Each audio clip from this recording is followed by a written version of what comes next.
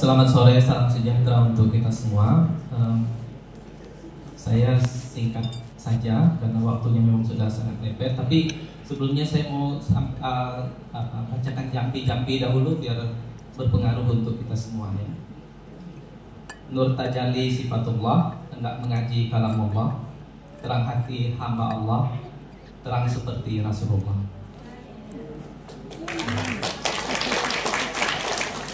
Jadi itu katanya ilmu penerang hati, Pak. Saya perkenalkan. Baik, saya diminta menyampaikan tentang cikal bakal terorisme di Indonesia. Yang sebelumnya saya ingin berterima kasih kepada panitia, kemudian kepada IPARI dan pada penyelenggara semuanya. Yang saya hormati Bapak Ibu semua yang tidak dapat saya sebutkan satu persatu, nanti khawatirnya sampai jam 8 malam. Oke. Yang pertama, saya ingatkan kembali kita semua bahwa ancaman terorisme di sekitar kita itu masih ada, termasuk di Kalimantan Barat itu sendiri. Cuman harus kalau di Indonesia kan yang harus ditulis nama saya. Hari kita lihat itu di jangan pula kita udah buat lalu bilang. Biasa kan kita udah buat karya Yakobus Leonelis Republik ini untuk kelompok yang beraksi di Pak Adi kan orang hukum. Jadi bukan kelompok bersenjata lagi, tapi kelompok sebagai orang hukum kan. Itu satu. Kemudian selain itu ada beberapa peristiwa penting yang terjadi di Indonesia pada tahun 2022 itu. Boleh diitukan nanti. Di sayembara kan ya. Yang mana yang bagus? Mario, kemudian 2024 di Kedutaan Australia, hingga tahun 2021 ada di Gereja Katedral Makassar ya.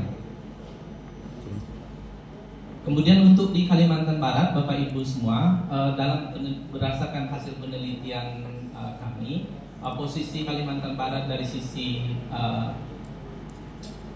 radikal terorisme itu sebenarnya berada pada papan tengah, jadi urutan ke-12, jadi itu sebenarnya agak mengkhawatirkan untuk kita semua. Dan ada beberapa kasus di sekitar kita, misalnya pada tahun 2023 ada jaringan ISIS yang ditangkap di Sambas. Kemudian pada tahun 2021 itu ada 2 kejadian. Salah satu di antara yang agak menarik itu tentang MD yang melakukan penghimpunan dana untuk kelompok MIT, Majelis Indonesia Timur. Bapak, kalau tidak salah, Mujahidin Majelis Indonesia Timur. Dia mengumpulkan dana, jadi dana itu atas nama agama dan besar sekali hasilnya. Itu ditangkap pada tahun 2021. Kemudian di tahun 2020 juga ada simpatisan di Pinyum, Sungai Pinyum yang ditangkap. Termasuk di sana aparat menyita amunisi dan bubuk hitam. Kemudian juga di tahun 2019 sekarang ini P itu juga ditangkap karena akan melakukan perampokan di bank untuk menunjang aksi terorisme. Jadi itu yang ada di sekitar kita. Nah, Bapak Ibu, mengapa munculnya kelompok-kelompok dan aksi terorisme? Yang agak menarik sebenarnya, beberapa tahun lalu kita pernah sampai pada disampaikan satu informasi bahwa dari sekian banyak pelaku itu terafiliasi dengan pesantren, dan itu kemudian memicu gejolak di publik. Menurut saya itu sangat menarik. Tapi saya melihatnya dari sisi peneliti bahwa ini memang data. Jadi pelakunya pernah mondok di pesantren ini.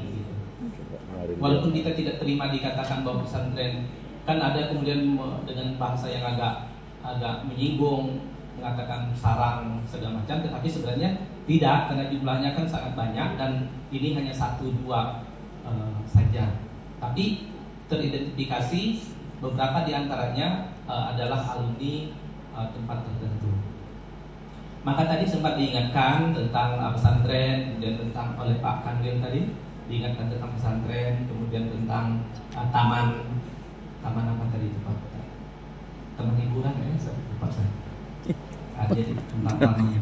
Nah itu sempat diingatkan karena di situ dapat menjadi tempat untuk membangun frekuensi. Jadi sebenarnya terorisme ini kan tidak muncul tiba-tiba, dia ada tahap-tahap. Kalau tahap misalnya pelaku, simpatisan, orang yang bersimpati pada pelaku, orang yang membantu dan seterusnya.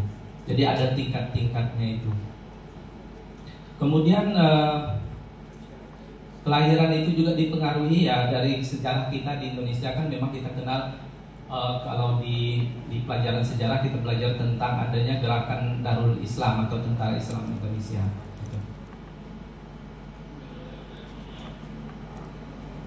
Ada juga pengaruh konflik global ya di ISIS ya. Kemudian adanya pembentukan Jamaah Islamiyah di Indonesia. Dari Megan itu selain tentu faktor politik dan ekonomi, termasuk juga pendidikan. Depan. Jadi itu semuanya juga ada pengaruh dalam melahirkan kelompok-kelompok radikal terorisme di Indonesia. Nanti tahan pakai satu lagi. Saya kira itu yang dapat saya sampaikan. Sekian, terima kasih. Wassalamualaikum warahmatullahi wabarakatuh. Kita kasih tepuk tangan dengan meriah Ketua